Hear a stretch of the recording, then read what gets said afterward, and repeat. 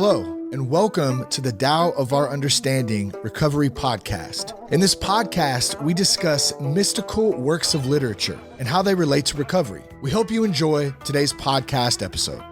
Hello, this is Buddy C. Welcome to the Tao of Our Understanding Recovery Podcast. I always want to say misunderstanding because it really is about approaching life from this space of I don't know. When I think I know is the real issue. Being open to solutions outside of my thinking is a good place for me to start. That's what powerlessness is about. That's what we learn in 12-step recovery. It's living a life of powerlessness. Doesn't mean we don't have a solution, but we don't find the solution within our abilities or our will or our personal determination. Before we get started, we'd like to talk about a synchronistic moment and a resource. First, I'll talk about the resource, and this week's resource is the podcast. You're welcome to join this podcast. You can email me at info@buddyc.org. We record every Saturday at 9 a.m. Eastern. We record the meeting, and then I produce it into a podcast. This podcast has been going on for 8 years, but we're glad that you're listening. We also post the video from the recording, if there's no objection, in our private Facebook group, but we don't post the video on YouTube or anywhere else. And if we have someone that's here and they don't want the video shown for whatever reason, I won't post it. Also, in the podcast itself, you don't have to share. We have people who come from time to time that never share, which is great. We're just glad to have everyone here at whatever capacity they want to participate. Also, if you're participating in the podcast and you overshare, which happens sometimes, I'm happy to remove those sections. And I do remove things quite often while I'm producing.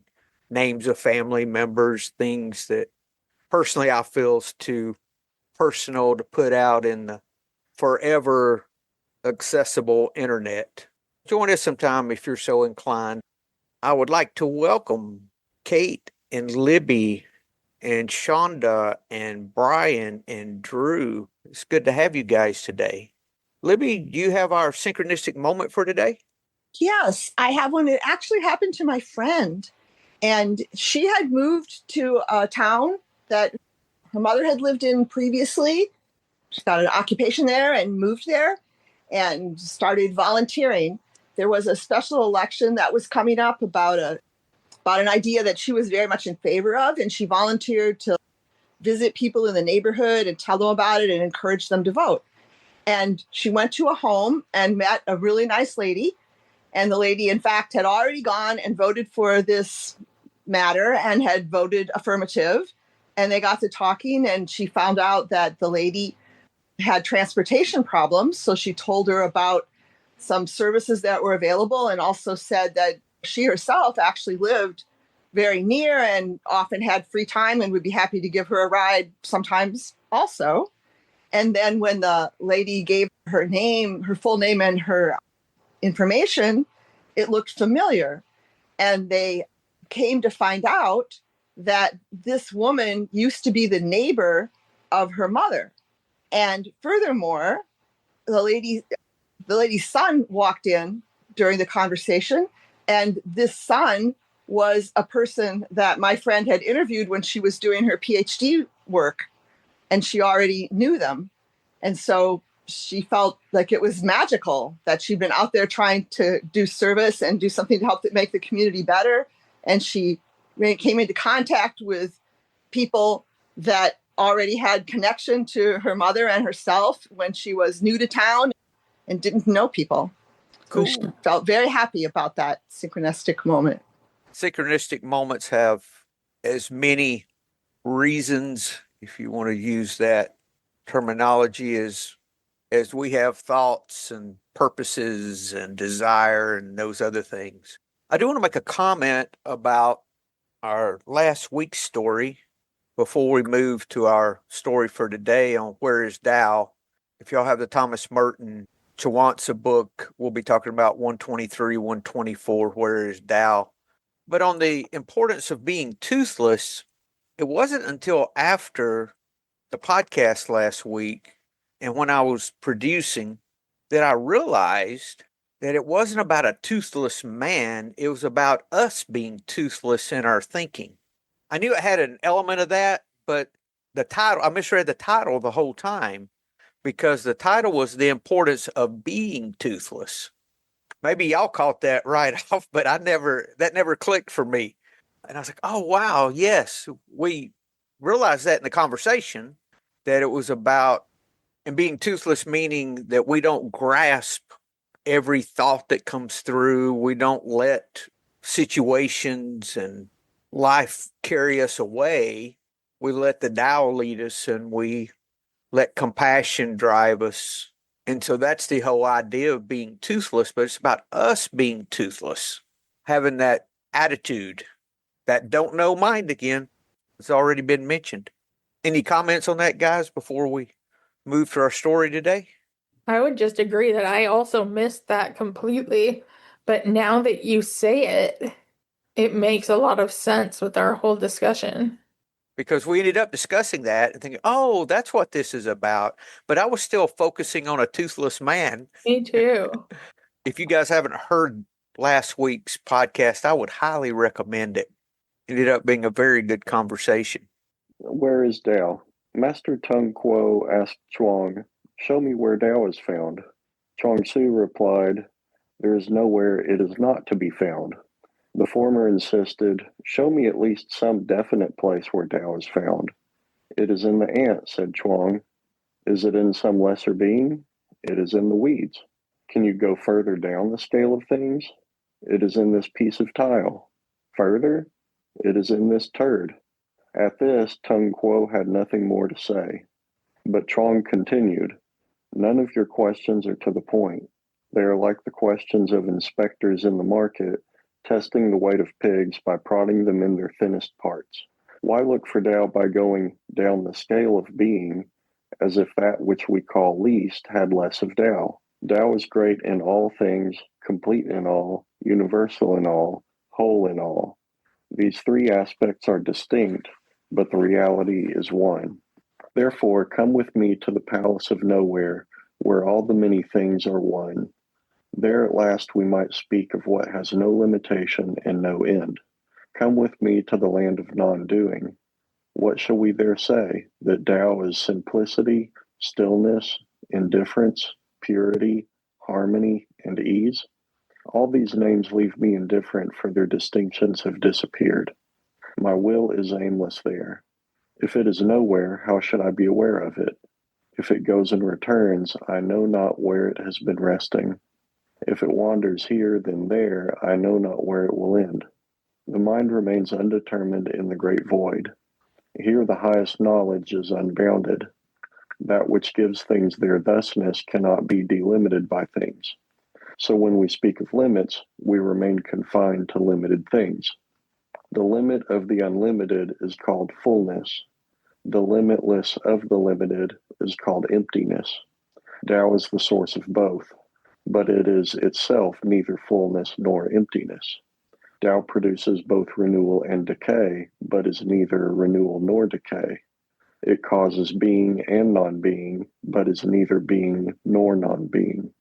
Tao assembles and it destroys, but it is neither the totality nor the void.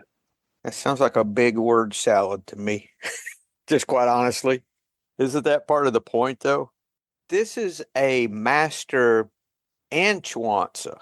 So this is not a student and a master. This should be a high-level question, I would think, more than the story of being toothless. So the master went to Chuang Tzu, who penned this book that we're reading. And the master asked Chuang Tzu, show me where the Tao is found. That sounds like a very basic question. I imagine he was, I can't believe this, in quotes, master is asking me where the Tao is found, because that's the question everyone asks. And Chuang Tzu replied, There is nowhere it is not to be found. Where is the Tao? It's everywhere. Then show me at least some definite place where Tao is found. Looking for distinction. It is in the ant, said Chuang Tzu. Something lesser than an ant. You would think of less important than the ant. It's in the weeds, then the tile, then in crowd. At this, the master had nothing more to say. What else is there to say? And Chuang Tzu continued, though, none of your questions are to the point. They're like the questions of inspectors in the market testing the weight of pigs by prodding them in their thinnest parts. I look for Tao by going down the scale of being, as if that which we call least had less of Tao. I could still spend a lot of time asking the wrong question or seeking the wrong answer. I remember a time in life when, and still do at times, gauge my value on success and my lack of value on failure. We know now that success and value are two parts of the same day, like the sun and moon. They're not opposites. When I began dropping my focus on success and failure, I realized that the peace and joy I was looking for was in the acceptance of the moment for what it is, not in me orchestrating life to suit my desires. Also, I think that would apply to when we ask the question, why?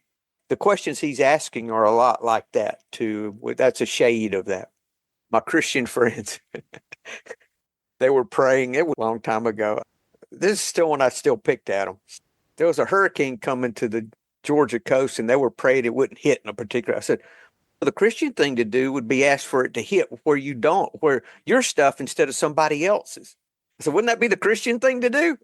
They're like, they just shook their head at me, didn't even respond. Brian?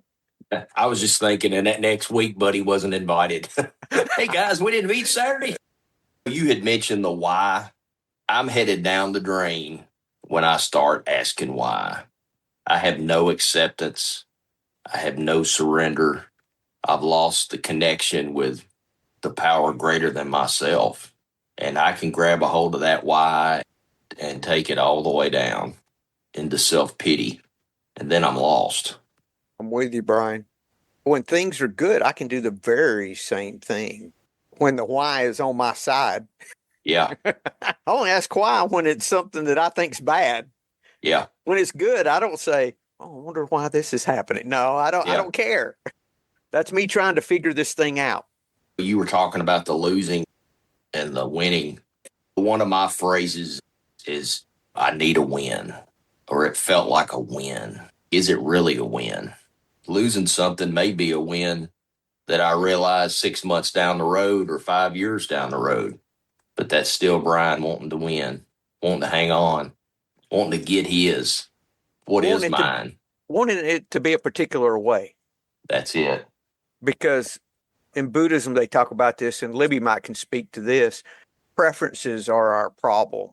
If we can let go of our preferences, which goes back to accept, and this is not things that happen overnight for any of us. This is the practice, the daily moment by moment practice. Drew?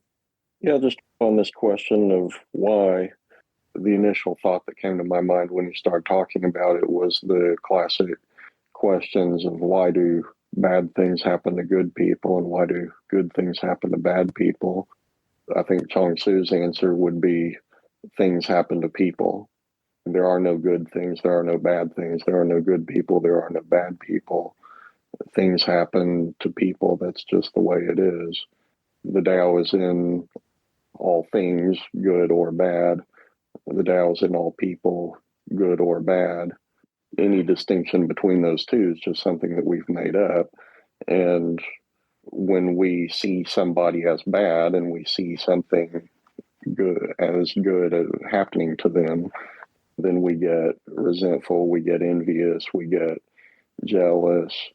Why did that good thing happen to that bad person? And then the other way around, why did that bad thing happen to that good person? We've all been there. We've had good friends, good relatives struck down young because of disease or cancer or something, or lost their house. We can get caught up in why did that happen to that person? They didn't deserve it. When instead of being trapped in our own thoughts, we could be more focused on providing assistance to them or help or care or something actually outside of ourselves. I think things just happen to people. We're the ones that create the good and bad. For me, it would be when I start identifying and dividing, it's my origins fear with that. And that's how I develop resentment or anger. So I'm still allowing fear to control my life in that aspect or in that situation. If I'm no longer afraid of not getting or afraid of losing, if that's not there, why would there be any judgment? It's all about me again, right? It's all back to why can't I have that? All my complaining, it all stems from the fears in my life that I haven't yet fully surrendered. I think something that helps me with the seeing, not seeing people as good or bad. My parents, they've been married for 55 years almost, and they are complete. My mom will never vote for anybody of the party that my dad votes for, and my dad will never vote for anybody of the party my mom votes for, ever. They are just completely split on politics, but they get along wonderfully and love each other and do lots of things together, and they're just fantastic together. And I've thought about that.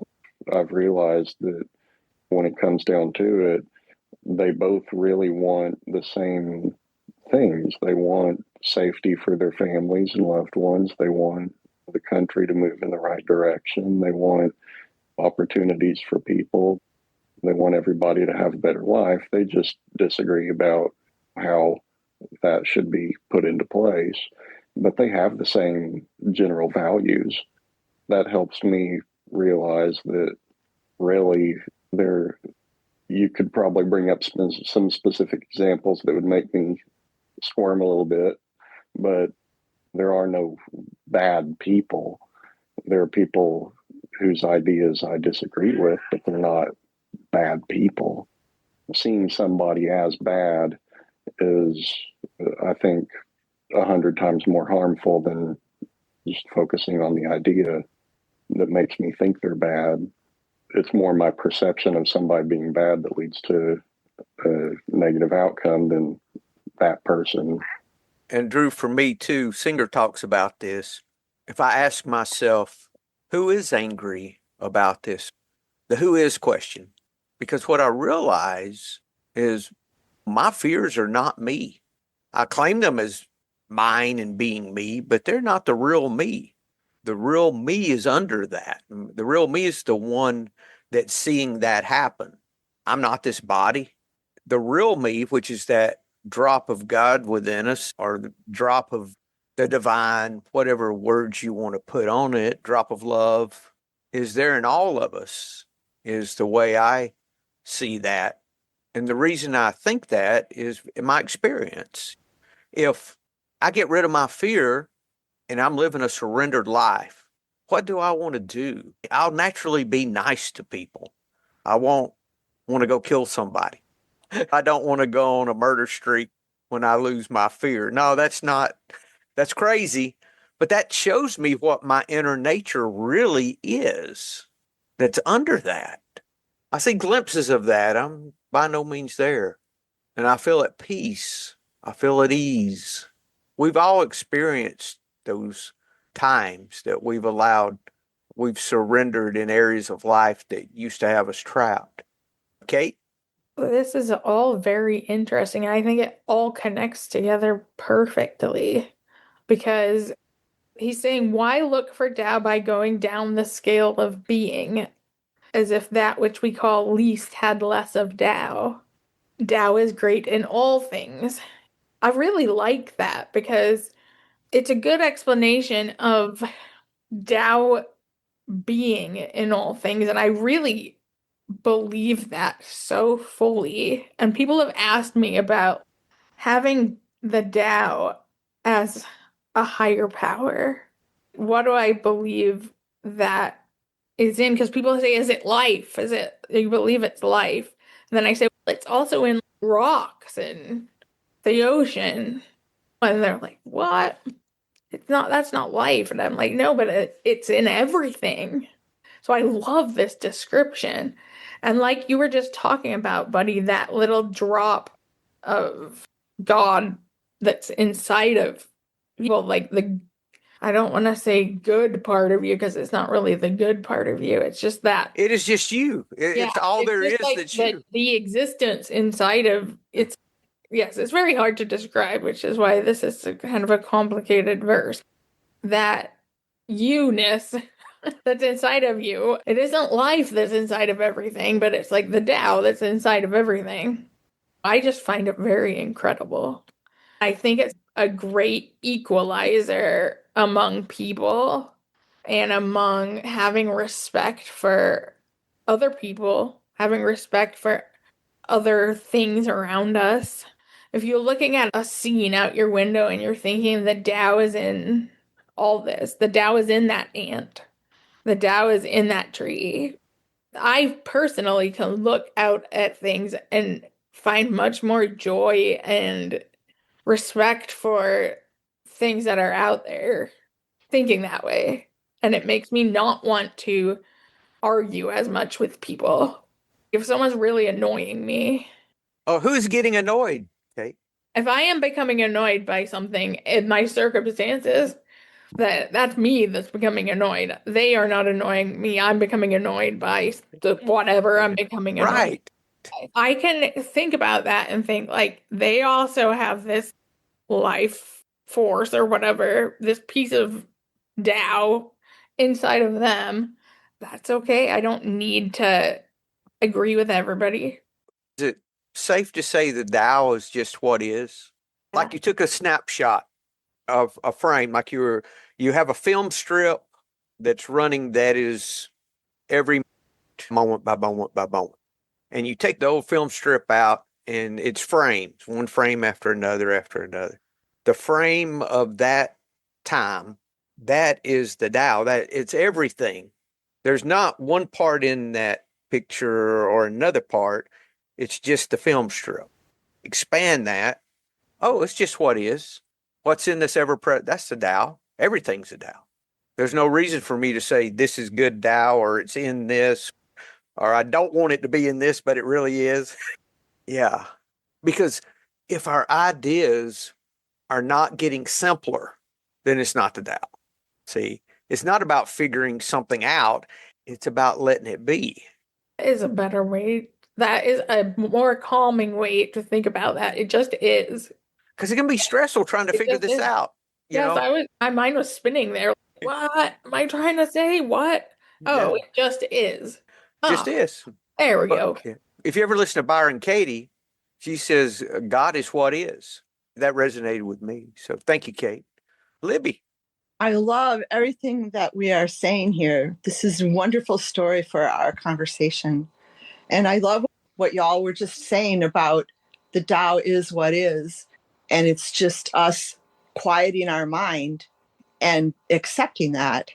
In the Serenity Prayer, when it talks about acceptance, like for people that might not have the Serenity Prayer memorized, I'm going to say the Serenity Prayer, the first 6 lines. God grant me the serenity to accept the things I cannot change, the courage to change the things I can, and the wisdom to know the difference, living one day at a time, enjoying one moment at a time, accepting hardship as a pathway to peace.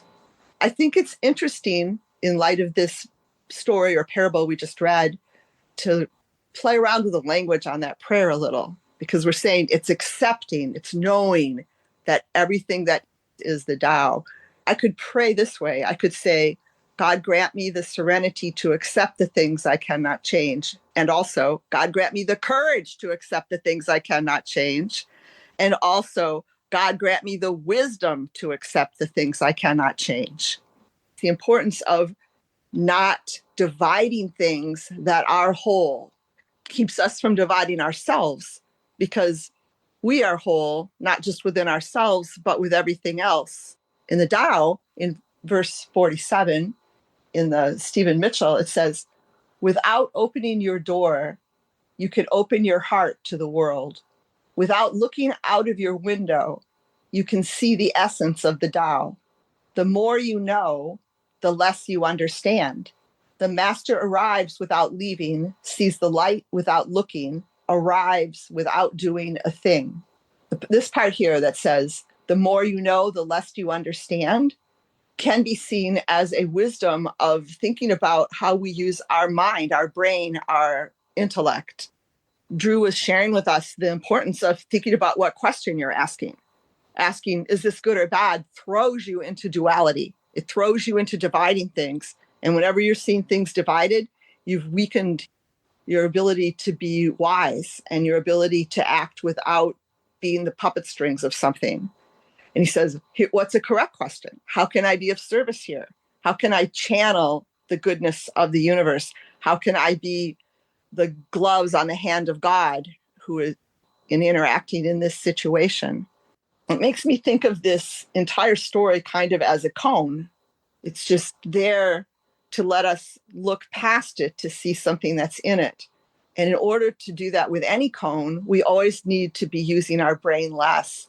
The Muslims say, how could a spider's web capture a phoenix? And we all know from Harry Potter that phoenixes catch on fire. And we all know from reality that spider webs are not good for holding big balls of fire. And then further it goes on there, how could the feeble spider's web catch a phoenix in its web? And then the next part of that says, how could the feeble mind capture Quran? And a lot of the help that we get from the 12 steps is that it helps us to stop using our mind and to start relying on wisdom and letting wisdom flow through us. So we start out at the very beginning with saying, I can't control. And then we go on and say there is a higher power. As she mentioned, sometimes we can use the Tao to help us define or visualize or relate to that higher power and flow with the universe. The universe just is. We get to the third step and turn things over. Stop trying to control everything. That kind of brings me back to the thought that I was talking about when I first started talking from verse 37 of the Tao. And I'm going to go ahead and read the Ron Hogan translation. You don't have to leave your room to understand what is happening in the world. You don't have to look out the window to appreciate the beauty of heaven. The farther you wander, the less you know. The masters don't wander around, they know. They don't just look, they understand. They don't do anything, but the work gets done. Peace. Thank you, Libby. And the knowledge that I seem to gain is knowledge not that I'm learning, but it's more of remembering. There'll just be a moment, say, oh, I know this. How do I know it? I didn't know it a moment ago. I don't know if y'all experience that sometimes, but that's how it seems to work for me. Okay, let's continue to read a little. Now we're getting into more of a description. The Tao's great in all things, complete in all, universal in all, whole in all. These three aspects are distinct, but the reality is one: complete, universal, whole. I think of a child being a complete human being. They're not old enough to drive yet at 5 years old, but that doesn't mean they're not complete. I think it's that same kind of thing. And the universal would be in all things. It's what is. Therefore, come with me to the place of nowhere, where all the many things are one. Living in the land of I don't know was how it was described to me. There at last we might speak of what has no limitation and no end. Come with me to the land of non-doing. I think this is where a lot of people get hung up when they're talking about the Tao. Non-doing, effortless effort, all of those. I think it's non-doing or effort that is based in our fear. based in self in some way. It's the land of living free of self, living free of desire, free of preference, which we talk about. Every degree it changes, I find more peace. Every degree. Now he goes on about the Tao. We there say that Tao is simplicity, stillness, indifference, purity, harmony, and ease. All these names leave me indifferent, for their distinctions have disappeared. My will is aimless there. I had a phrase in meditation that came up that there was nothing for me to be led to do in this moment. And that was such a foreign thought to me because I think every moment needs to accomplish something. I'm sure I'm the only one that thinks that way. But that's part of getting to the place that you can just be. We talked about simplicity and that if our solutions are not simple solutions, as in not full of a lot of stress and turmoil and those things, our ideas are just simple, that it's getting simpler. That simplicity leads to stillness. That stillness leads to the indifference, letting go of my differences. Like Drew was saying, they're Republican. I'm not going to like them. Why do I want to? Or they're Democrat. I'm not going to. They can't. All that stuff we start in our head about anything. And letting go of those differences leads to purity. Then when we're looking at things in that way, that leads to the harmony and ease that we're looking for. If we want ease in life, it starts with simplicity, stillness, indifference, purity, harmony, then there's ease. And I think in every relationship, every situation, we could be somewhere in that path. We may not be to simplicity yet.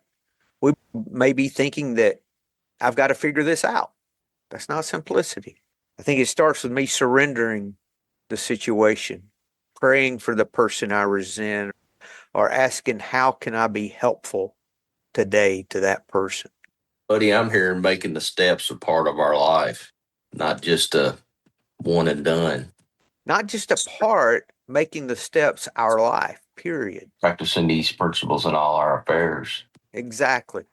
I have what I call my coffee and surrender time in the mornings where I'm having my prayer and meditation, but I'm also trying to let go. Trying as hard as you can. I am. I'm trying as hard as I can to let go of it, of the things that I've got my teeth sunk into. I look out the window and I see the birds, squirrels, occasionally a big old coon that lives somewhere in my area, cruising around the backyard. And it reminds me that life is going on without my control. I didn't go out and wake these guys up. The clouds are moving by, and here I am just sitting here doing nothing, and the wheels are turning without me. So that's a good reminder for me. I'm not in control of all this stuff. Thank you, Brian. Their distinctions have disappeared. It just becomes living in the place of nowhere. Why is it nowhere? There are no distinctions in nowhere. My will is aimless there. Doesn't sound like he stays there all the time, but when he's there, his will is aimless. He can just be, right? If it is nowhere, how should I be aware of it? If it goes and returns, I know not where it has been resting. If it wanders here and there, I know not where it will end. He's not trying to figure out where it's going or returning like the master was that came and talked to him, right? He's answering the master's question. The mind remains undetermined in the great void. And he's calling the great void the same as the place of nowhere. It's like you'd be determined to do something. No, he's undetermined. Buddy, you remind me of verse 50 in the Tao. The master gives himself up to whatever the moment brings. He knows that he is going to die and that training has nothing to hold on to. No illusions in his mind, no resistance in his body. He doesn't think about his actions. They flow from the core of his being. He holds nothing back from life, and therefore he is ready for death. as a man is ready for sleep after a good day's work. Thank you, Libby. It's all in the letting go, isn't it?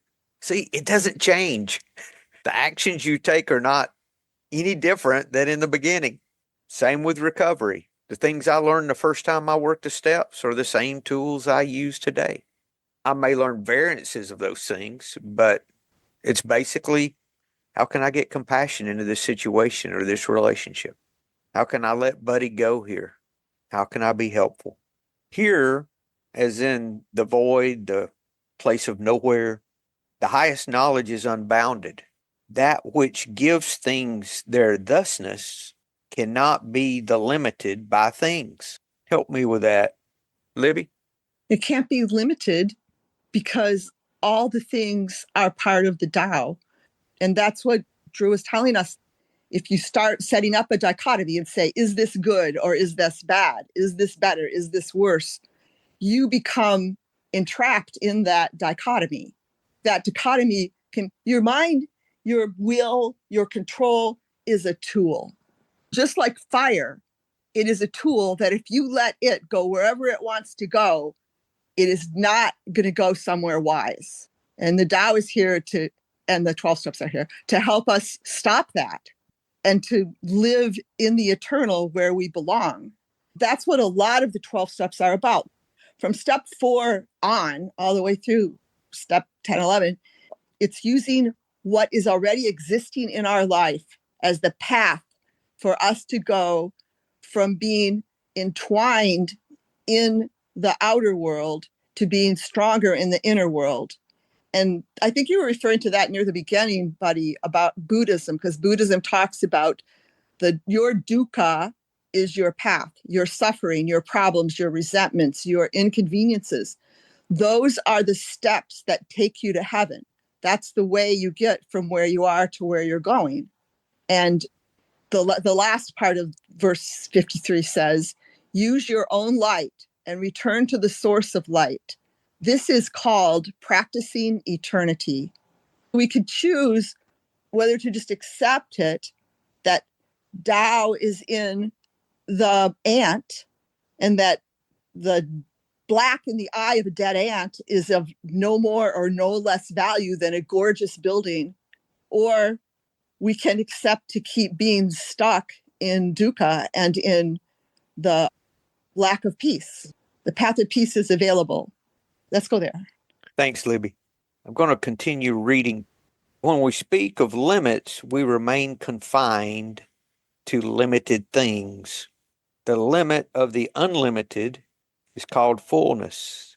The limitlessness of the limited is called emptiness. Tao is the source of both, but it is itself neither fullness nor emptiness. So the Tao is the source of fullness and emptiness, but it is neither one. Tao produces both renewal and decay, but it is neither renewal or decay. It causes being and non-being, but it is neither being nor non-being. Tao assembles and it destroys. Oh, the Tao destroys? Rain falls on the just and the unjust, right? But it is neither the totality nor the void. Now, I think the reason it's not is that labels, when we name something, we've made a distinction. Now, I was taught very early in meditation to use labels. If I were having a thought about something, I could say, oh, that's just another thought about what I need to do later today, and label it. I found I would not be carried off by that thought so quickly in meditation. I learned to label. They call it noting, is another way that's phrased. But in the same way as something counterproductive is all of the ways we label. If I'm fussing in my head about something and I start calling them names in any regard, even if it's just in my head, it starts growing, whatever it is. It could be that effing idiot, how they're driving. Oh, I've already done it. See, I've already labeled it. It just starts growing from there. And it's much more difficult to let go of. It grows so much faster when I start the labeling. Libby? I'm sure that you had a wise instructor and that it was a step forward from where you were of just having perhaps, like happens to me, a cacophony of thoughts. And it slows them down to label them.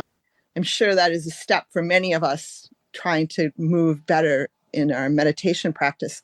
It reminds me of verse 12. It says, colors blind the eye, sounds deafen the ear, flavors numb the taste, thoughts weaken the mind. In J.F. McDonald, he says that the thoughts derange the mind. The mind isn't capable of doing what it's supposed to do if it's all deranged with all of these thoughts.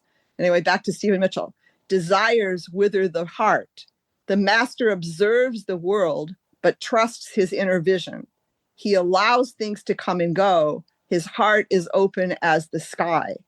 So just the process of asking questions like, is this good or bad? And categorizing everything weakens or deranges our mind so that it's not there as a tool to be used to channel the Tao, to channel our higher power.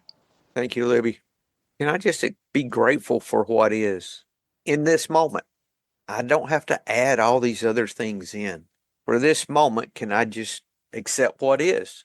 And only after I accept can I see if there's something for me to change or not, or what my part or place is in what's going on. And when I slow down, take that breath, take that pause, I just keep going back to the simplicity, stillness, indifference, purity, harmony, ease. When I start fighting about something, can I just ask myself, what am I afraid of? Because there's something I'm afraid of, or I would not be fighting every time. If I look deep enough, there's a fear behind it every time. And it comes back to the same fears. Mine usually stem from two: fear of financial insecurity, which is getting much better. Why? Because I'm having to wade through some insecure situations. Duh. Be careful what you pray for, right? You might get it. So how am I going to learn to surrender the fear of financial insecurity if I don't have situations that I have to do it? That's the only way. It's like you do not go to Walmart after praying for patience. You just don't do it. You'll get a big line to stand in. I don't like that. So what am I afraid of? It comes from that or people pleasing, that I want everyone, I want to pretend I don't care, but I care very much what you think about me. That's getting better. Okay, how about this? Not only is the solution simple, the problem is simple too, or what's causing the problem is simple. Both are simple. We add all of this on either end, right? Drew? Yeah, when you were talking about what is it that I'm afraid of, and you started talking about financial insecurity.